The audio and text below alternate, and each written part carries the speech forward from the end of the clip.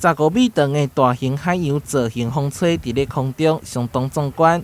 七国岩山经过丹那市风台摧残，经济站清理过后，推出岩雕艺术季，过来阁有风吹嘉年华并观光，迎来活动的最后一礼拜。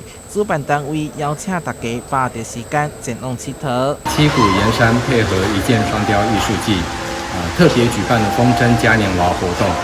最后一周的风筝表演将于这个周末，也就是23、24两天登场。各式海洋生物以及特殊造型的风筝在空中飞舞，非常的美丽吸睛。欣赏世界独一无二的岩雕作品，多彩多姿的风筝，品尝清凉消暑的咸冰棒、双麒麟，还有在地的美食。欢迎大家来七股来岩山佚佗。这场风吹嘉年华唔但丰富休热期间的户外亲子活动，更借由风吹技术甲七股在地岩文化的结合，持续提升七股岩山的观光亮点甲文化深度。